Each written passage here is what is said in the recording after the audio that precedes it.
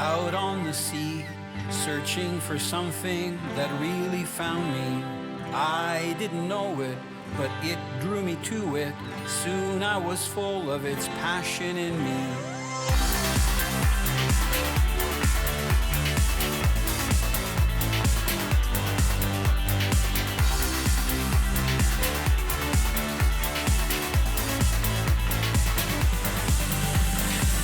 I'm Italo Labignan. 40 years I've fished the world and have learned it's not just about catching the fish, the size of the fish, or the numbers. It's about appreciating every sunrise and sunset, the smell of the sea, savoring the culture and the fish with friends. Here's the catch. It's the total experience. Presented by Bear Reels, versatile, precision, handcrafted hybrid center pins. Seabreeze boats, tame the oceans. Raymarine Electronics. Raymarine, simply superior. Guess what, Glenn? Mine went around the electric. You've got two, I've got three. Let's see what that happens. So what we're gonna do now, the strategy. I love taking people out on Florida saltwater for their first experience. This week, I have the pleasure of fishing with Glenn Meadus, master boat builder who built the Pro Sports 2000 we're fishing out of. Glenn is a lifelong angler, and he's from Newfoundland, Canada, which means he has an awesome accent. So, Glenn, how's this weather compared to Newfoundland? Oh, a little bit different in Newfoundland this time of the year, that's for sure. Are you going to bring your fish in or what? This is great going. What a nice start, eh? Oh, this guy almost came off. He hit it, and the hooks popped out. Little jacks. Oh, good release. What do you think of that nice padding? Nice, eh, on the feet? Yeah, you got a jack too. Okay, flip him in. Don't reel in more line, that's good. See if he falls off, that's fine. Now, one thing about these jacks, listen, he's gonna be talking. It's a little grunter. Like, come on, talk to me. Look at, now you gotta be careful. You see right here? Feel that with your finger. Wow. Oh man, this can do you a lot of harm, right? Sharp, yeah. So I'm just squeezing on his gill plate because it's one of the safest places to hold them. But you gotta be careful. All their spines are sharp, and especially there. Pretty colors, eh? Beautiful looking These fish. can grow pretty big, Yeah. and you can eat them, but we're just having fun. I'm just gonna toss them back. So, Glenn, what we're doing here, you can see down here, we've got a channel. So this is a huge bay, shallow bay, but where the channel is about 14 feet deep. Because we've got that wind blowing the water out, and plus we've got an ebb tide, a lot of the fish are going to be cruising right along the edge here. Okay. So just cast out as far as you can and work that lure back. We should be able to get some fish live here. Perfect. And there might be some big ones here, so anything can come by. I don't know if I had a bite. I didn't feel anything, but my crab's gone. You lost one too? Come on. Fight hard, fish. See if we can get a double header. Get it out there. They're right on the edge there. That's a jack. You can see it, kind of gold color.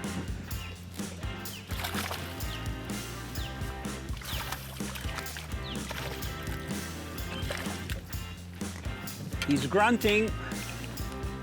Got to be so careful, Glenn, with these two hooks, you know, when you're handling them. Yep. Especially if one of the trebles is exposed. It's so easy for them to shake and actually get a hook in you. Toss them back. In saltwater, by the way, unlike fresh water, it's good to just toss the fish in. Because you know, fresh water, when we catch and release, we revive them and stuff. Yep. Wouldn't you know it, the weather was in the 80s before Glenn got to Florida, and now it's in the 40s. Winds blew up to 30 miles an hour. Fish don't like cold fronts, and I don't like big waves. Fishing offshore in the Gulf is not an option for this trip, so we go to Plan B and head onto somewhat protected flats to target Mr. Sheepshead. Our strategy is to use the power poles and motor guide electric to try and hold us close to piles supporting old fish houses close to the channels on the large grass flats. Okay, Glenn, look at what we're going to be using. Oh, wow. I don't know if you're man enough to put your hand in there. Are you ready? I'm ready to roll. Okay, if one grabs you, I've got the pliers ready. They latch on, they'll cut your, okay. Now let me show you how we're gonna hook them on. I've got a big claw here. So look, actually these fiddler crabs are kind of harmless. They look, you know, worse than they are, but they're really good bait for some of these fish that hold around the piles. So we're using a very small hook. what I want you to do is, there's the top of the crab, obviously the bottom of the crab. I want you to take your hook, just put it in the side where the claws are, underneath a little bit, and then let it come out the back end. So watch, I'm being really gentle because I don't want to crack the shell so that the crab falls off there. So there's the hook exposed, right? And you can see he's a happy crab. Well, as happy as you can be with a hook in your side, right? Yeah, absolutely. And we got just like 2 or 3 split shot, about a foot up. I think your lead is a little bit longer, but do the same thing. Come on, grasshopper, you could be gentle. Don't go too fast because you'll shatter it. And let's see, can you go like that? Let me, show me if he's a happy one. He should be walking around on your hand. He looks pretty happy, Yeah, okay? good. And you got your split shot about a foot. You're up about maybe 2, 3 feet. You've got 2, I've got 3. Let's see what that happens. So what we're gonna do now, the strategy, you see these piles. We're only in about 7, 8 feet of water. And if it's a bigger fish, it'll break your line or just get off. You I got got one? a small one. Yeah, it's kind of funny when you fish inside the piles like this to get them out. This is just a baby. Okay, Glenn, come here. I want to show you the teeth on these guys. Look. Can you see? That's why they're yeah. so hard to Wow. hook. Here, Nice. look. Yeah. I know this guy's small, but you Yes. can see the teeth. Winds are howling even on the flats, and the tide is ripping strong. And holding our position is virtually impossible. So we let nature hold us right against the piles. Ever try fishing under a house? It does not make for easy casting. And if you hook a fish, very challenging to get it out in such a small, tight quarter. Very tricky trying to get your Yeah. bobber in this tight quarters. Here we go. It's like trying to fish in a house. Okay, there's the float. Let's see how long it takes before I get a suck under. You know what? I think the float's gonna do the trick. Actually, no, I don't think we need the net. I'm gonna just bring him around. Okay. You know what? Okay, get the net. It's just awkward because we're so close to the pile. Here, you step over there, because I think this might be a 12 Oh, that's a incher. big one. Yep. It's a nice one. Look at that. Nice fish. Nice yeah, I fish. think he's going to be 12 inches. See, they're pretty thick. You got to be careful because they got a lot of spines. Now this one, because it's bigger, here, let me get the pliers. So see, I got that hook just in the side of the mouth, but that's a good eating size one. I'm going to take a quick measurement, but I believe he's going to be over 12.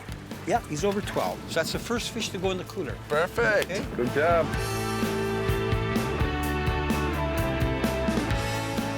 Shoot. Your drag set good? Yeah. Okay, I'm getting the net. Trying to keep him away from them pylons. Yep. He's going in around them too. Yeah. Guide him. You can do it. Is he around the pile? No, get him. Yeah, get him out around the front of the electric. Don't let him go around the pile. What he should have done is pull the electric up. Man, you got a good fish on. Awesome. got a Okay, nice- get him over here. All right. Okay, keep him out in the open. Oh, he's going down deep. He's going. It's a. Oh, man, come that on. was a nice sheepshead. What did you do? I never did nothing. I just What had do the you mean same nothing? pressure. What do you mean you did nothing? I had I- the same pressure every time. Like I didn't know. Come on. That's frustrating. Is like your hook bent? What's the deal? Does it look normal? That was a nice sized fish, man. Had to be a faulty hook. Yeah, don't blame the hook. Faulty Don't hook. go That's blaming what the it is. hook. That's them hooks you got. I gotta put my own hooks on just so I can see that now. No, I'm saying, does the hook look okay? Yeah, it's fine, right? I don't know, man. Come on, get with the program. Pressure. That was a good one. Day 2. Winds are still strong, and this time we have our cold weather gear on. Our strategy is to get to the same piles earlier to try and fish some weaker tides, so we can keep our crabs in front of the fish longer. We deploy the power poles in the electric on anchor mode and patiently wait for the tide to slow down. All right, Glenn. All right. You talk about structure fishing. This is a little challenging. I'm okay, you keep fishing. Oh yeah, I think it's a keeper, come on. All right. I think he's 12. Look it. Nice sheepshead. Look at how he's hooked. Can you see that? Just by a Just tag. barely Look at got my him there. line. Look, from going around the pile, look at it's all split ends, it is, like yeah. hair.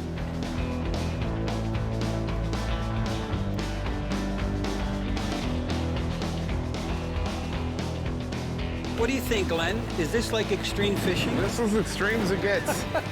55-kilometer winds. Okay, we can say we're fishing the docks. Okay.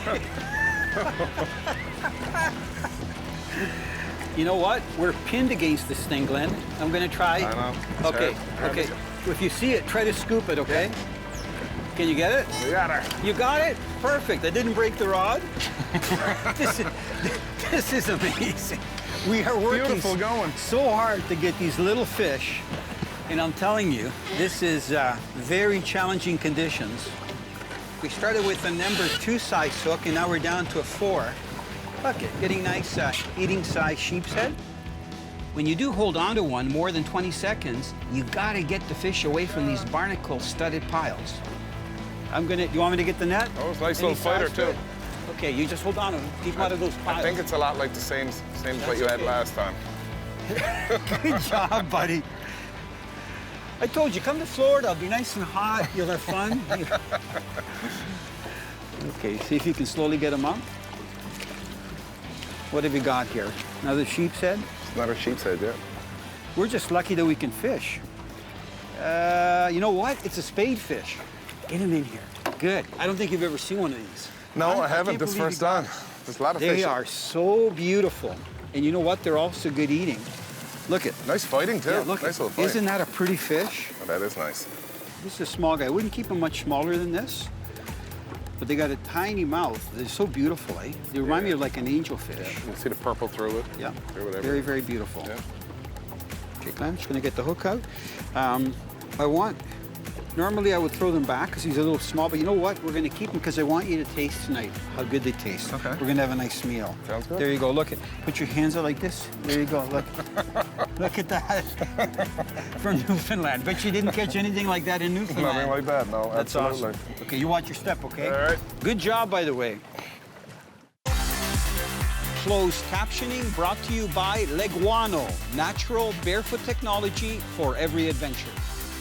Conditions become right after an hour or so, and the fish are on.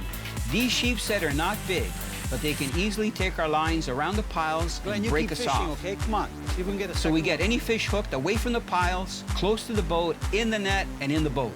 I think you can get the net, Glenn, if you don't mind. Okay, yeah. Yeah. I know how focused you were. I really want to apologize, for interrupting your fishing. Okay, you ready? You got him. Lovely. Good job. Nice fish. Now, Oh, yeah, normally, good. it's funny with these conditions, when I say he ate it, I mean, the hook isn't buried, but at least it's in the mouth. Yeah. Most of them have been hooked just around the gums. Yep. I think it's partially that I'm frozen. Here, let me get that off my nose. Yeah, he's nice. I mean, they got a little bit of weight to him. Okay, let's see here. So we got, there's the, 0. Oh yeah, he's almost 14 inches. Yep. Okay, nice and punky with those nice spines. Nice. I think they're such a beautiful fish.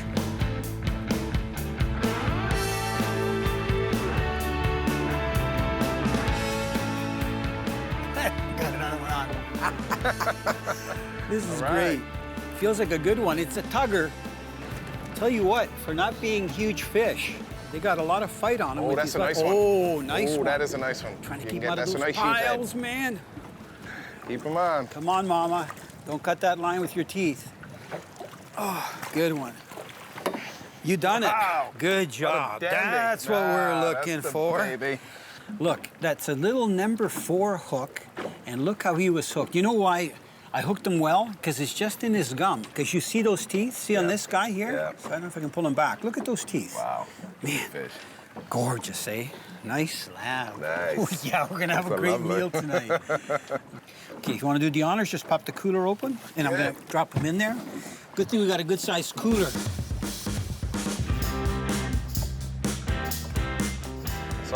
I don't think it's quite as big as your last one, Well, but I I don't got know. one on. I got the net just in case. See, lift them up. Come on. Yeah, it's a sheepshead. Well, it could be 12. We'll see. What a great little fight to Yeah, these they are. fish. Yeah. On light gear like this, like light spinning action. Oh, I hit him. Does that count? Come on, get him up. You can do it. Right on. Yeah, I think you think he's going to be a foot.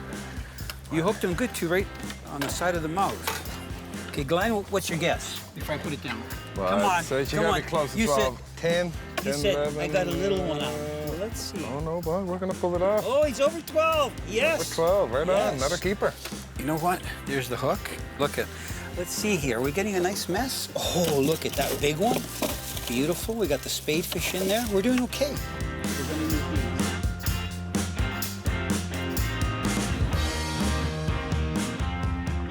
Man, got a lot of power. Oh, wow. That's a good big sheep's head by the looks of it. Yeah. Another good size one. I don't think he's ready yet. Need some help there? No, I'm okay. You keep working the piles. Okay. We got to take advantage of this tide because once it starts ripping, we won't be able to fish it properly. Come on. Come on, a little more. Okay. Wow. Good size fish. Yeah. Nice sheep's head. Man, look at those teeth. You can see how I hooked them just in the gum. Look at that, just fell out. That's why you got to be so careful. You can't have your drag too tight. What a gorgeous scene. I'm gonna move the net out of the way so he's on that nice, vigorous mat. Look it, isn't that a nice sheep's head? Gorgeous fish. Great eating. That's a meal for 2 people right there. You know, these are such great fish. The only thing though, they're a winter fishery. When the water warms up, they'll move offshore. So from about, I'm gonna say November right through till January, February, you can have a great time catching these fish shallow, even in 4 or 5 feet of water. You can see them bouncing around on this mat. I'll tell you what, they're a great sport. They're not the easiest to hook up. They're a little bit tricky, but boy, do they fight well, and are they good eating. And this guy's a gorgeous fish. Glenn, any more hits? No more hits. Okay, you just keep fishing that house, okay? I'm gonna put this guy in the cooler. Sounds good. Nice fish. Fish in the cooler, we're both hungry and ready for a run back to enjoy some fresh grilled sheepshead. Sheepshead have a large rib cage, hard scales, and sharp spines. I always wear a fish cleaning glove just to be safe.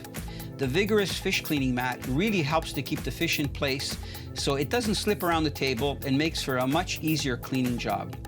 I'm planning to prepare a fish whole on the barbecue. My first step is to remove the scales. Next, I cut along both sides of the dorsal fin and I rip it out so we don't have to deal with those pesky little bones that go down to the vertebrae. Once the dorsal fin is removed, I remove the anal fin using the same gentle technique. Rip it out. That leaves the body of the fish, and all I have to do is remove the entrails and the gills. I give them a fresh rinse, and they are ready to cook. Time to get cooking. I preheat the barbecue so it gets up to 300 to 400 Fahrenheit. Kind of tough to set it at one temperature when you got the wind howling, even around the barbecue. Then I place the fish in an aluminum tray so they cook in the seasonings and their juices. I coat each fish with a mixed seasoning of roasted garlic, roasted green, and red peppers.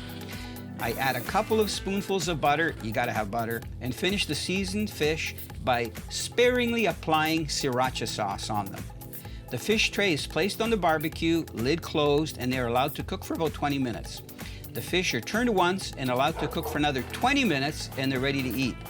I add a macaroni and deviled egg and potato salad, and it's time to enjoy our catch. Do you think you're going to be able to finish the whole thing up? Oh, I don't know, but it looks awfully tasty. Cheers. Awfully good. Cheers. Cheers. Delicious. That's a spade fish. It's a very lean meat. Now, that fish wasn't very big, No, it was small. but there's a lot of meat off it because they got such a small head and their body is so large, right? Yeah. So, now try somewhere around here or here. So, Glenn, I got a question for you. We've known each other for several years. You're an amazing boat manufacturer. I had a couple of your 19-foot sea breeze boats out in the Great Lakes. We did salmon show. We did salmon shows together. We did. And we caught salmon, we caught lake trout, trout. we caught trout. The boats handled amazing. Now you've got the Pro Sport that's down in the water, ready to go, the 20-footer. I'm really impressed because it's really a boat that's ideal for down south. You know, for reef and even fishing out on the Gulf. I've gone out 35 miles, almost 40 miles with it. And also in freshwater for guys that want to bass fish or trout fish or whatever they want to do. But my question to you is, how did you get into fishing? Because I know you're a passionate fisherman. You live in Newfoundland. When did it start? Were you a little toddler? Yeah, I was really small. I guess I've grown up with in a fishing family.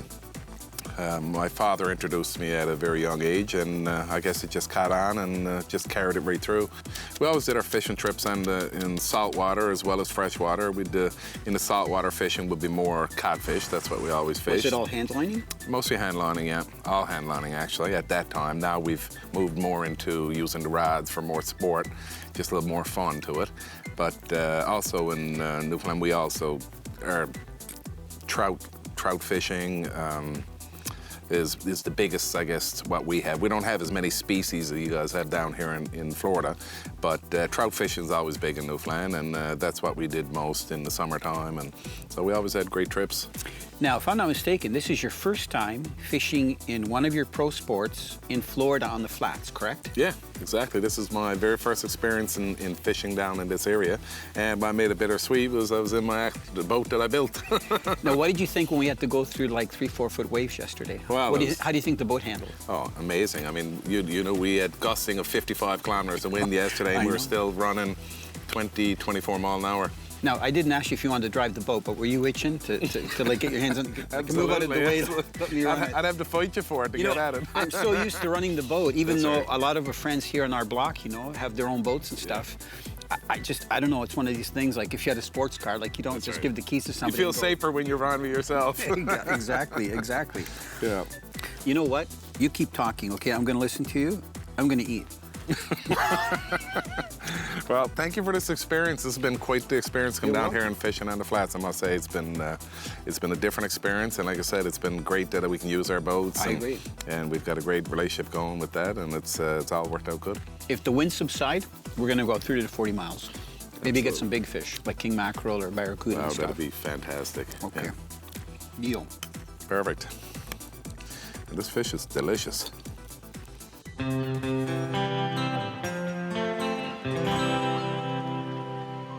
One day I wandered out on the sea, searching for something that really found me. I didn't know it, but it drew me to it. Soon I was full of its passion in me.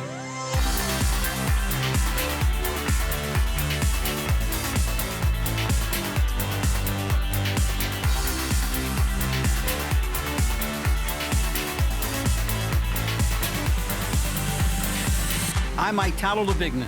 40 years I've fished the world and have learned it's not just about catching the fish, the size of the fish, or the numbers. It's about appreciating every sunrise and sunset, the smell of the sea, savoring the culture and the fish with friends. Here's the catch. It's the total experience. Presented by Bear Reels, versatile, precision, handcrafted hybrid center pins. Seabreeze boats, tame the oceans. Raymarine Electronics. Raymarine, simply superior.